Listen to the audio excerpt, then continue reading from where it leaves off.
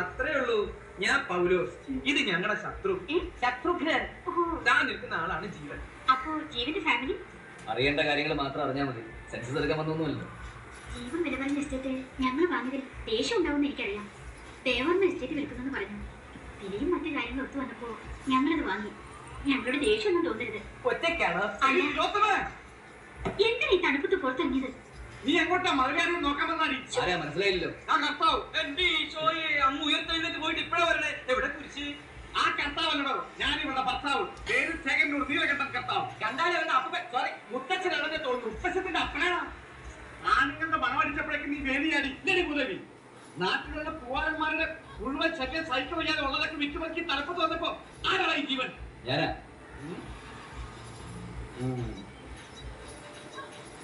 നീ വലിയ കൊമ്പത്തെ ആളാണെന്നൊക്കെ ഞാൻ അറിഞ്ഞു. പക്ഷെ എനിക്ക് നീ ഒരു പുല്ല. എന്തെങ്കിലും പൂത്ത കാശുകളാ. പൂത്ത കാശ് ഉണ്ടെങ്കിൽ കയ്യിലെത്തി വെച്ച് കൊടുക്കണോ? അയ്യോ എന്ത് പറ്റി? സമാധാനോ പറഞ്ഞതിന് വിരോധമില്ല. പക്ഷെ ഒറ്റയ്ക്ക് വന്നാൽ മതി. കൂടെ ഉപ്പനാക്ക് വേണ്ട. എസ്റ്റേറ്റ് നമുക്ക് തന്നെ കിട്ടും. എങ്ങനെ? കണ്ടില്ലേ?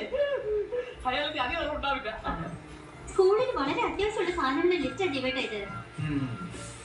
Black board 2, desk 10, bench 10, then color chalk, toys for the playroom, minimum 30,000 rupees. Chocolates for crying children, Cadbury's only. അയ്യടാ, Cadbury's മാത്രം. എടി നീ ഇതൊക്കെ കുട്ടികൾക്ക് കൊടുക്കുന്നുണ്ടോ? അല്ല നീ നിന്റെ മറ്റവനും കൂടി തിന്നു തീർക്കണം. ബ്ലാക്ക് ബോർഡും ബെഞ്ചും ഡെസ്കും ചോക്കും ഒക്കെ കട്ട്, ആ കാശിന് കൂടി ടോയ്സ് ആൻഡ് ചോക്ലേറ്റ്സ്. ബോർഡും ചോക്കും ഒന്നും ആവശ്യത്തിന് ഇല്ല ജീവേട്ടാ. ഉള്ളതൊക്കെ മതിയെന്നേ. പിള്ളേര് കളിച്ച് തിന്നൊക്കെ വളരട്ടെ. ചോക്ക് എങ്കിലും No more chocolates only. Okay, bye bye.